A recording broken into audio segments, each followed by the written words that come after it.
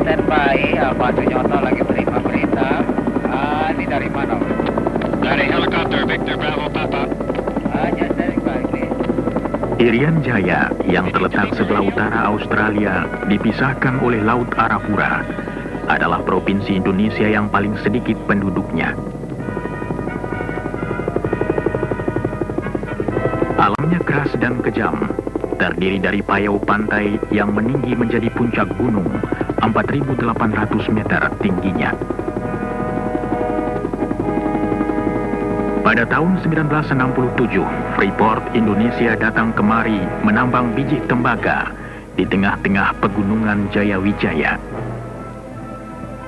Pegunungan ini yang terletak hanya 4 derajat selatan Khatulistiwa sejak berabad-abad lamanya ditimbuni salju. Lama-kelamaan salju membeku, membentuk lapangan es gletser. Es ini sama tuanya seperti adat istiadat suku Amungme dan Damal.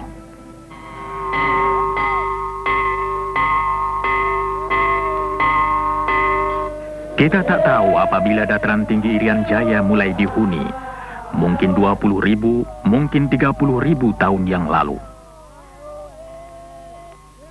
Penduduk dataran tinggi yang hidup terpencar dalam dusun-dusun kecil berhasil menyesuaikan diri dan bertahan hidup. Mereka berhasil mengatasi kekejaman lapangan dan menciptakan cara hidup sederhana bermartabat. Mereka yang berakar adat lama dan dituntun pandangan masa lalu, kini mulai berubah.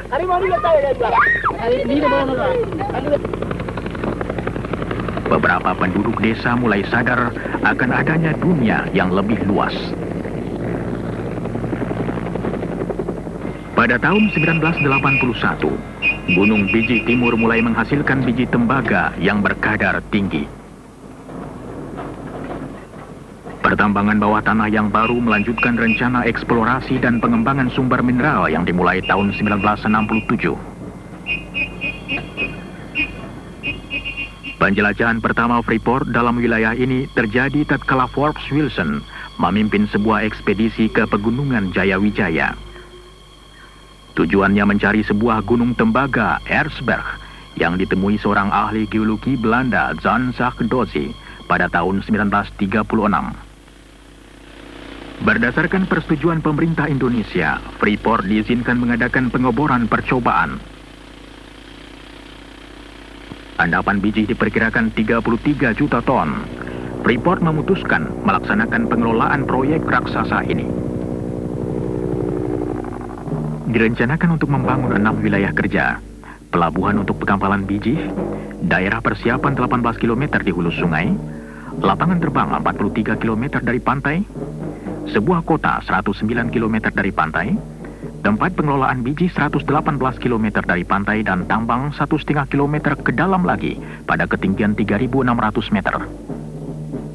Untuk menghubungi semua tempat, dibangun sebuah jalan yang 99 km panjangnya, melalui hutan di tanah datar sampai ke daerah puncak gunung. Bagian terakhir dari tempat pengolahan ke tambang berupa kereta gantung. Perencanaan, pembelian bahan dan pembangunan dapat dimulai pada awal 1970. Kemah 1 menjadi tempat bermulanya proyek. Sebelum dapat dibangun basis yang tetap di pedalaman, peralatan dan bahan untuk pegunungan diberangkatkan dari Kemah 1.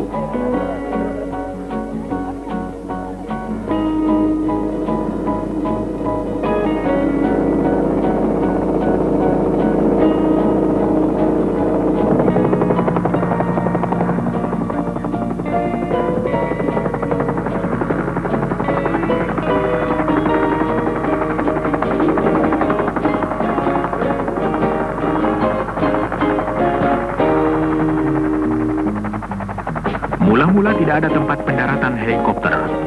Pekerja diturunkan ke tengah-tengah hutan untuk mempersiapkan landasan helikopter.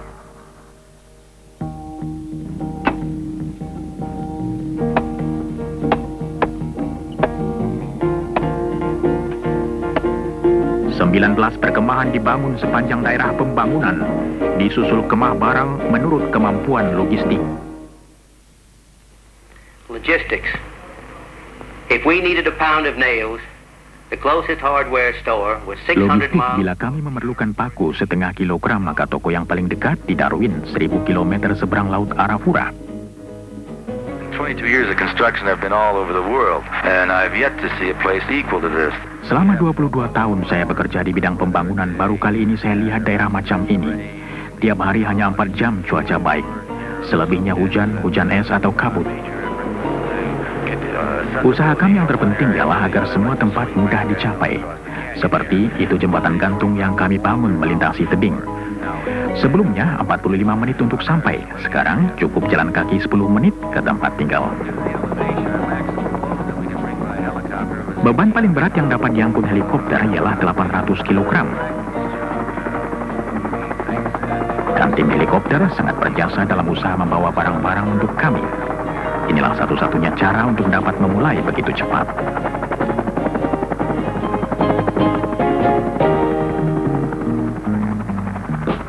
Helikopter ini mensuplai 15 perkemahan gunung dengan makanan, muatan dan alat-alat besar untuk membangun jalanan yang 104 km panjangnya.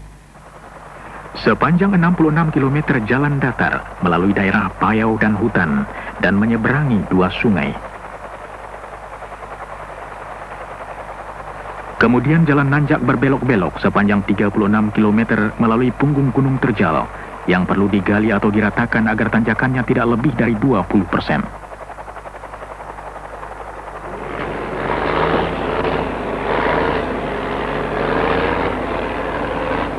Di tempat-tempat yang terlalu sulit dilampaui terpaksa dibuat terowongan. Yang satu 1.300 meter panjangnya terowongan Hanekam, dan yang satu lagi 800 meter terowongan Zakkam. Konstruksi kedua terowongan seluruhnya ditunjang helikopter.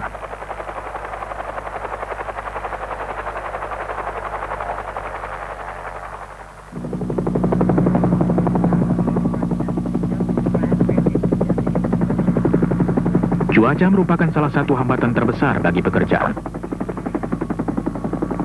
Awan tebal sering datang dengan cepat dari laut Arafura.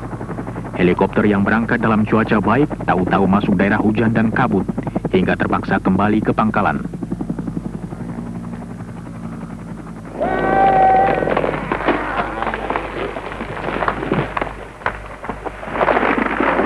Untuk kayu, pekerja-pekerja cukup mengambilnya dari hutan sekitarnya.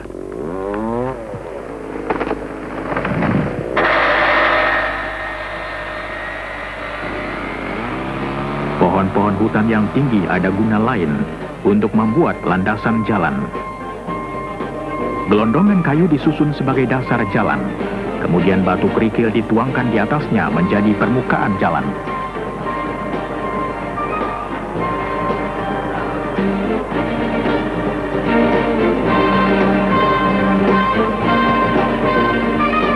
Waktu jalan siap, pengangkutan beralih dari helikopter ke truk.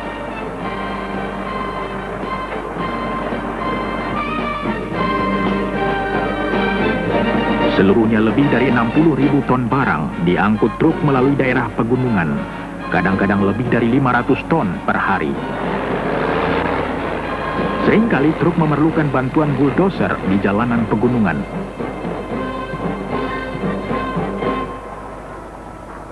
I think the road. Hemat saya, jalanan itu paling merusak bagi peralatan kami. Tapi pekerjaan yang paling berat bagi manusia ialah di Gunung Erzberg. Kondisi pekerjaan kami amat berat selama 4 hingga 5 bulan pertama. Tambangnya sendiri terletak 1,5 kilometer dari tempat pengolahan biji. Dan dalam jarak itu termasuk kenaikan vertikal sepanjang 700 meter.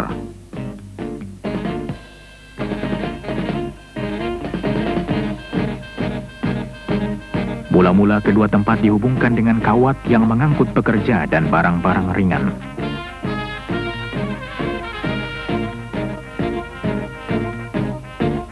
Kemudian dipasang kereta gantung untuk membawa pekerja, bahan dan kabel-kabel setebal 4 cm untuk pengangkutan biji.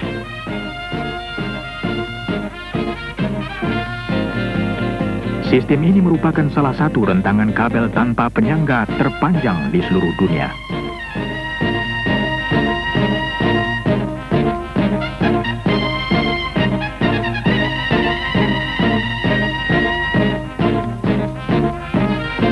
Pembangunan tempat pengolahan biji mempunyai tantangannya sendiri. Dari cuaca buruk dalam alam keras sampai batas waktu dan masalah logistik.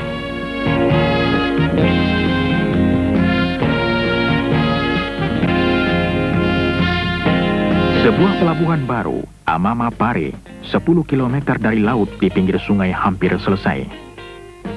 Semua fasilitas bandar laut modern harus dibangun.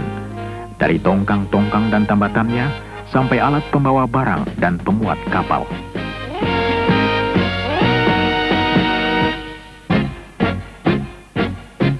Pipa yang panjangnya 115 km dengan garis tengah 10 cm dipasang dari tempat pengolahan biji ke pelabuhan untuk mengangkut cairan tembaga.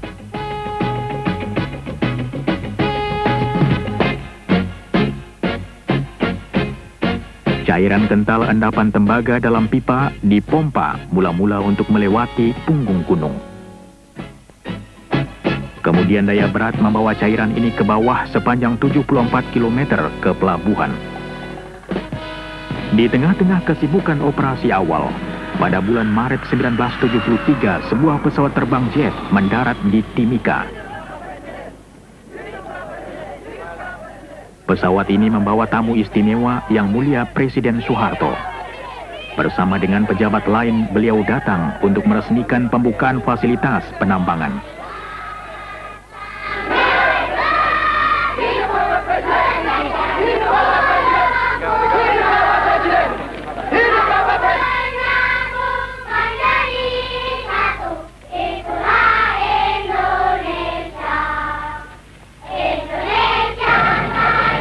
Dalam suatu upacara resmi, Presiden Soeharto mengatakan bahwa usaha ini merupakan pelopor penanaman modal asing di Indonesia.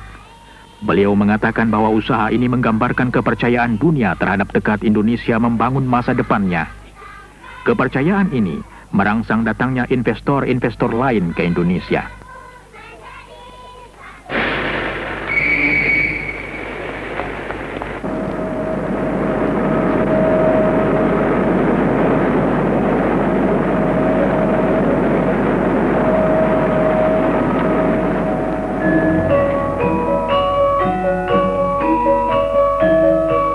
Dalam suatu upacara lain, Presiden Soeharto mendapat hadiah dan beliau membuka selubung batu kenangan kota Tembagapura.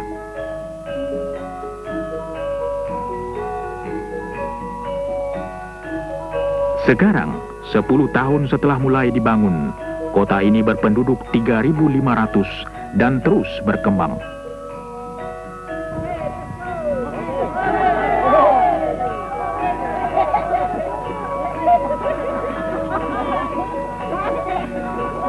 Tembagapura memiliki semua fasilitas kehidupan modern, masjid dan gereja, jawatan pemadam kebakaran, toko, tempat makan, pabrik roti dan kantor perjalanan.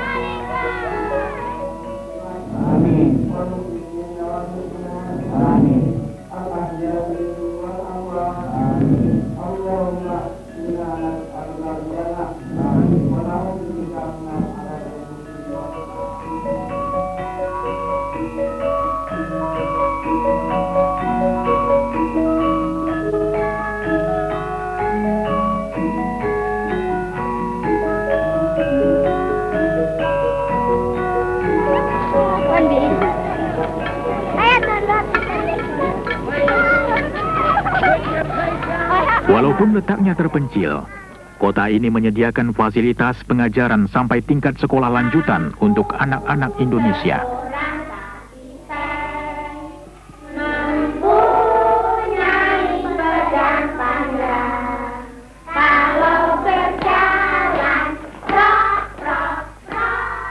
Klinik bayi dan jasa kesehatan lain disediakan untuk pegawai dan keluarga mereka. Gimana anaknya?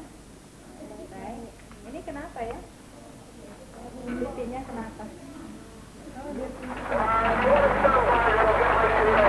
Hubungan dengan dunia luar, Provinsi Irian Jaya, Jakarta, dan luar negeri diadakan melalui satelit dan lapangan terbang Timika.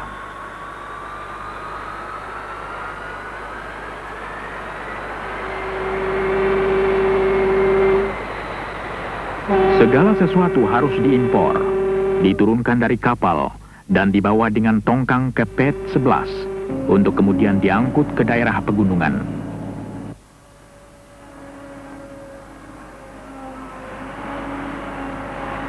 Untuk menjaga jangan ada kekurangan barang diperlukan jari cekatan dan pensil tajam.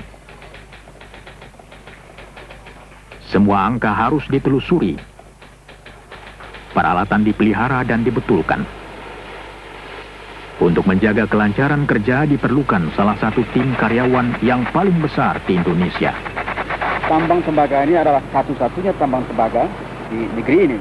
Itu akan berarti juga akan menambah devisa, selain tentu saja merupakan tempat pendidikan tenaga-tenaga ahli yang terampil di dalam bidang pertambangan, dan juga menambah kesempatan kerja dan menambah pendapatan pemerintah selain dari devisa juga tentu dengan pajak dan lain-lain. All of the buildings and structures you see around the work Semua areas bangunan in dan gedung town, yang Anda lihat sekitar tempat kerja dan kota membuktikan bahwa Freeport punya komitmen yang panjang di Indonesia. we're standing at the heart of the operation right now, the trams. Kami berdiri di jantung operasi, There's no kereta ore gantung. coming down from the mine. Jika kereta mogok, biji tidak dapat diambil dari tambang. At our mill. Akibatnya tidak ada pekerjaan di tempat pengolahan. Part of the operation and how successfully we operate it. Jadi inilah kunci operasi kami. Berhasilnya proyek kami tergantung pada kelancaran bekerjanya kereta gantung.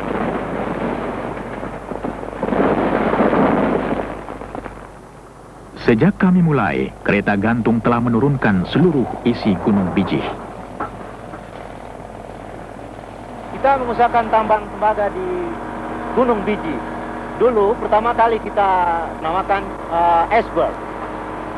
Kita telah memproduksi biji tembaga sebanyak kurang lebih 19 million ton. Sementara itu, tim eksplorasi melanjutkan pencarian biji baru. Usaha mereka berhasil, sumber baru ditemui 1 kilometer sebelah timur dari tempat semula, disebut Gunung Bijih Timur.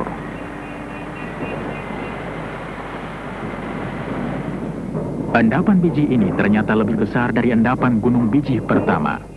Tahun 1976 dimulai penggarapan tambang baru. Dalam pembangunan tambang di bawah tanah ini, kami berhasil menyelesaikannya menurut rencana di bawah anggaran belanja dan dengan gangguan sedikit mungkin pada operasi pertambangan terbuka yang berdekatan. Endapan Gunung Bijih Timur beda dengan endapan terbuka terkubur di dalam gunung. Tempat ini adalah tambang tembaga bawah tanah pertama di Indonesia.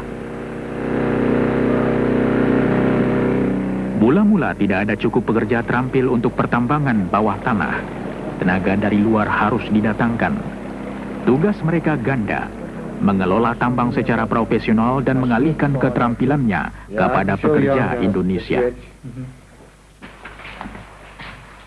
That is right position. Yeah. We just rise slowly, right? Raise it real slow.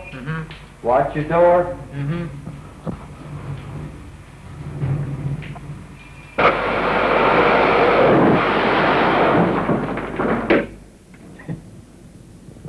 Silakan pakai itu. Bagaimana bedanya? Jauh sekali. Itulah perlunya. Ini baru contoh kecil-kecil saja. Selama 4 tahun, penjelajahan dan perkembangan sekelompok tenaga kerja memasukkan banyak orang Indonesia yang sedang dalam latihan dan tidak pernah bekerja di bawah tanah sebelumnya. Menurut hemat saya, adalah prestasi yang luar biasa untuk mempunyai rekor keselamatan kerja yang lebih baik atau semutu dengan tambang besar yang mana saja di dunia.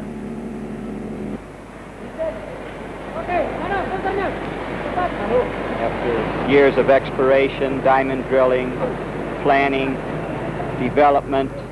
Setelah bereksplorasi bertahun-tahun lamanya, mengebor dengan intan, merencana dan membangun, kini telah tiba saat produksi tambang bawah tanah.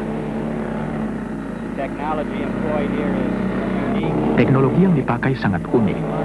Apalagi kalau diingat bahwa teknologi macam ini hanya terdapat di sedikit tempat lain di dunia. Dan Anda menemukannya di tempat jauh seperti Irian Jaya. Our current mining reserves indicate we'll have ongoing operations. Persediaan endapan menunjukkan bahwa kami masih akan dapat beroperasi sampai 13 hingga 15 tahun lagi. Tentu saja kami terus mencari dan mengharap akan dapat endapan lain. Semua ini merupakan pertanda baik. Tidak saja untuk karyawan Freeport, tetapi untuk seluruh Indonesia. After installing the cylinder head bolts, it is good to follow the torque sequence that you found in the manual. It's important that you use Bicara mengenai transfer dari teknologi dan program Indonesianisasi dalam proyek Freeport ini, sebetulnya kedua perkataan Indonesianisasi dan transfer dari teknologi adalah identik. Proyek ini mulai beroperasi dalam akhir tahun 72, di mana sebagian besar masih di posisi-posisi yang penting dipegang oleh expatriate. Lebih dari 1,5 tahun yang lalu, semua posisi sudah dipegang oleh tenaga-tenaga ahli dari bangsa Indonesia. Jadi saya berpendapat transfer teknologi dan program Indonesianisasi suatu hal yang boleh dikatakan sukses di tempat ini.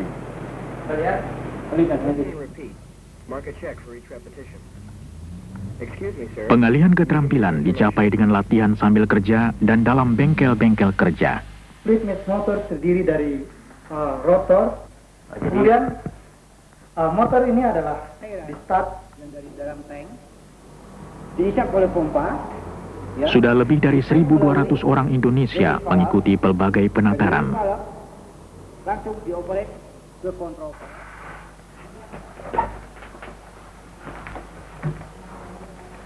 Paru-paru kiri dan paru-paru kanan, ya. Keterampilan dan pengetahuan pegawai kesehatan pun ditingkatkan terus-menerus. Tentu mereka tidak bekerja melulu, cukup kesempatan untuk rekreasi. Kemudian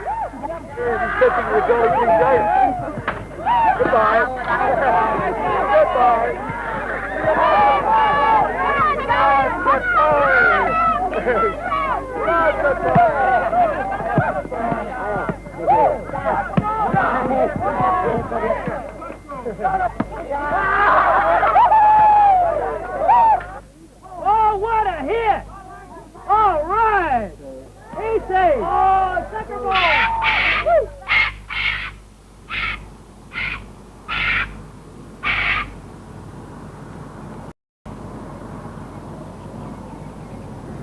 Tembagapura sejuk dan nyaman, tapi hujan tiap hari, curah hujan 500 cm tiap tahun.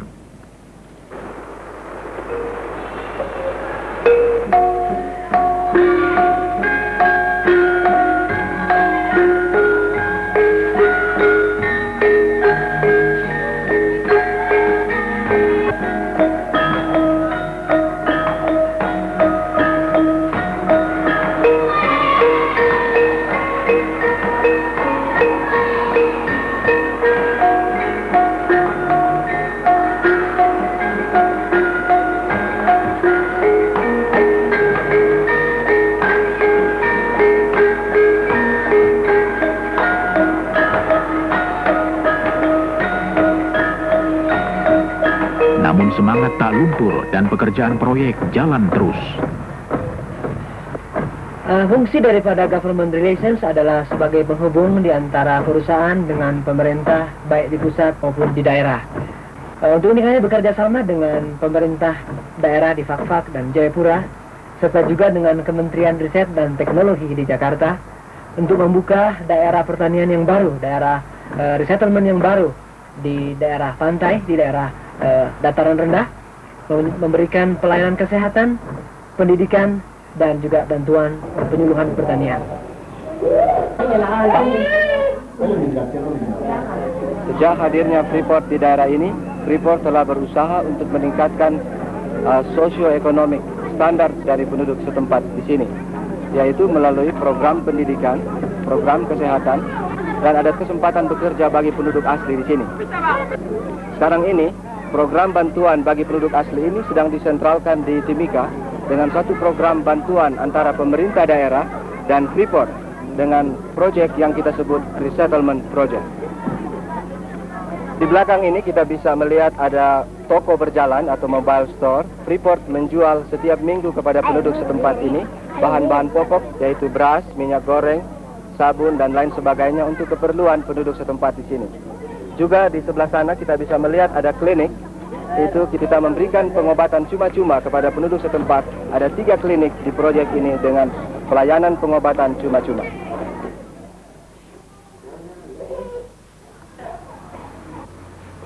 Para perawat dari Rumah Sakit Tembagapura mengunjungi klinik-klinik beberapa kali seminggu untuk mengobati penduduk asli. Wanita dengan anak kecil dianjurkan untuk mengikuti kelas khusus untuk perawatan bayi. Suku Damal dan Amungme yang paling banyak berhubungan dengan proyek. Sumber dan lambang kekayaan utama, pesta panggang babi menambah gengsi mereka. Perusahaan membagi-bagi benih pangan baru pada mereka dan mengajar cara bertani yang lebih produktif. Hasilnya, gizi mereka bertambah baik dan untuk pertama kali, hasil pertanian mereka dapat dijual.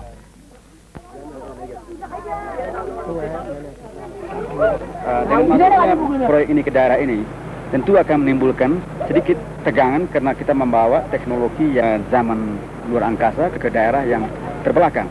Sekarang juga dengan bekerja sama dengan pemerintah, kita lagi mengusahakan apa yang kita namakan proyek resettlement, yang merupakan suatu proyek yang besar yang berhubungan dengan adanya proyek ini di tempat ini.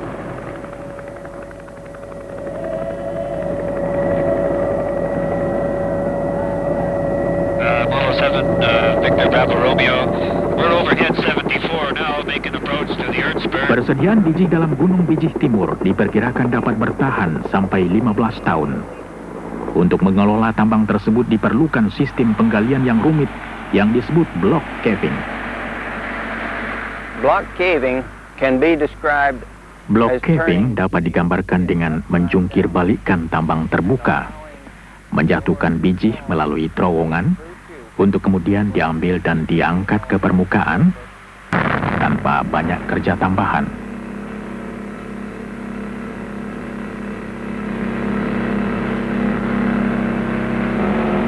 Pekerjaan ini dilakukan sepotong-sepotong.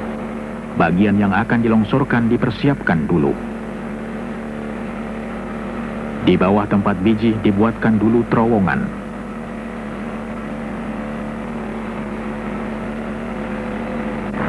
Kemudian bagian-bagian yang mengandung biji diledakkan. Ledakan ini menyebabkan lapisan yang mengandung biji kehilangan penyangga dan roboh.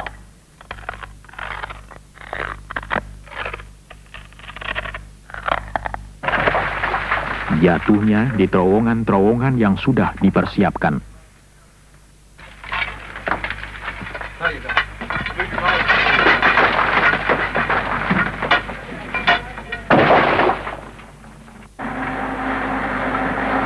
Dari sana, potongan-potongan diangkut ke tempat pengumpulan di luar.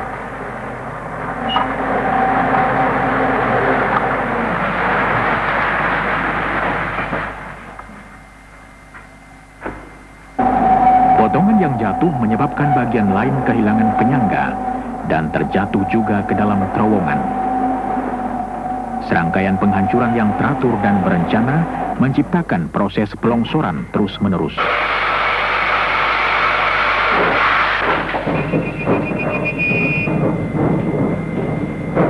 Kereta api listrik mengangkut biji ke tempat pengolahan.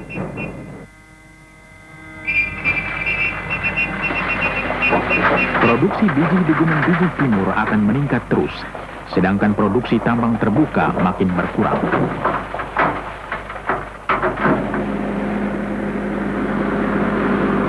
biji kasar dari kedua tambang dibawa ke tempat penghancuran yang sama.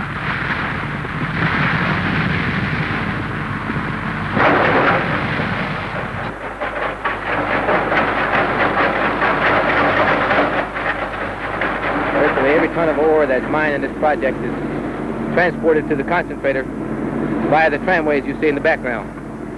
Tiap ton biji yang keluar dari tambang diangkut dengan kereta gantung ke tempat pemekatan. Kapasitas kereta gantung ini ialah 9.500 ton per hari.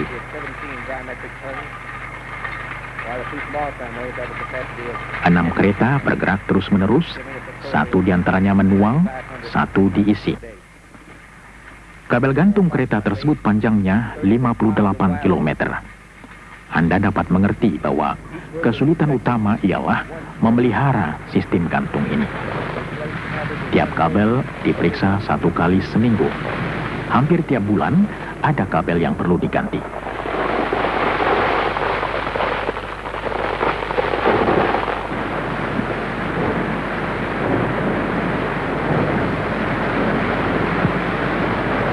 Biji dihancurkan lagi di tempat pengolahan. Kemudian ditambah air menjadi semacam cairan terdiri dari biji halus. Cairan ini kemudian diaduk keras menyebabkan munculnya buih mengandung biji.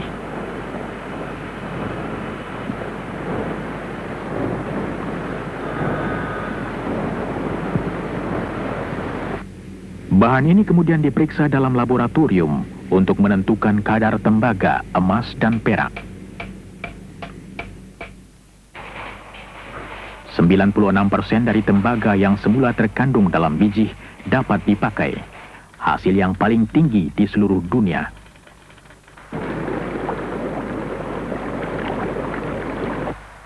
Logam yang terdapat dalam buih dipisahkan, dijadikan cairan kental lagi dan disedot melalui pipa ke pelabuhan.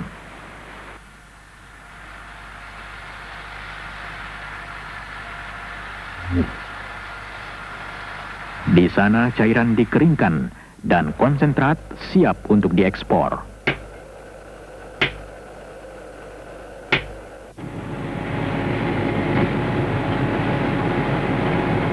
Konsentrat ini dituang dalam palka kapal.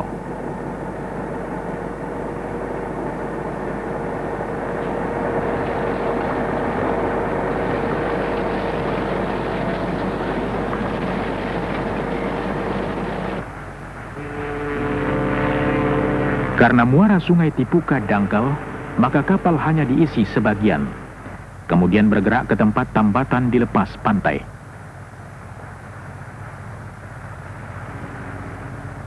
Di sana sisa konsentrat tembaga dipindahkan dari tongkang sampai kapal penuh. Juga Freeport mendatangkan kapal-kapal supply dari Australia yang membawa makanan, plus bahan-bahan pelumas dan onderdil. Kemudian juga dari Singapura sekali sebulan, dan juga kapal tanker yang membawa diesel sekali sebulan.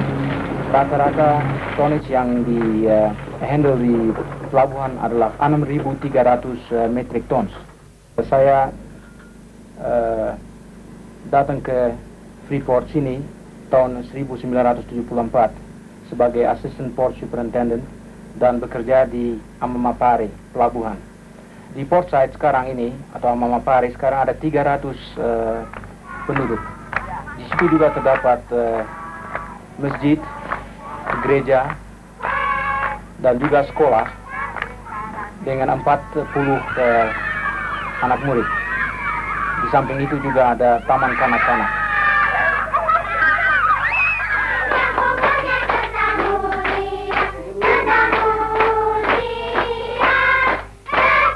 Pesta ulang tahun merupakan tradisi hampir seluruh dunia. Pesta bayi yang pertama lahir di Tembagapura baru-baru ini merayakannya. Sesuai dengan salah satu tradisi Indonesia, merantau, banyak lelaki meninggalkan kampung halamannya mencari petualangan di tanah yang jauh. Mereka datang untuk bekerja di proyek tembaga. Tetapi bukan hanya ini usaha mereka. Mereka membawa adat mereka, membangun masyarakat baru, dan memberikan warna baru, hidup dan vitalitas pada tanah jauh ini. Daerah ini betul-betul merupakan suatu daerah Indonesia mini, karena di daerah ini bekerja orang-orang Indonesia mulai dari Sabang sampai Merauke, dari ujung utara Sumatera sampai selatan daripada Irian Barat. Dan semuanya adalah bekerja sama untuk suksesnya proyek ini.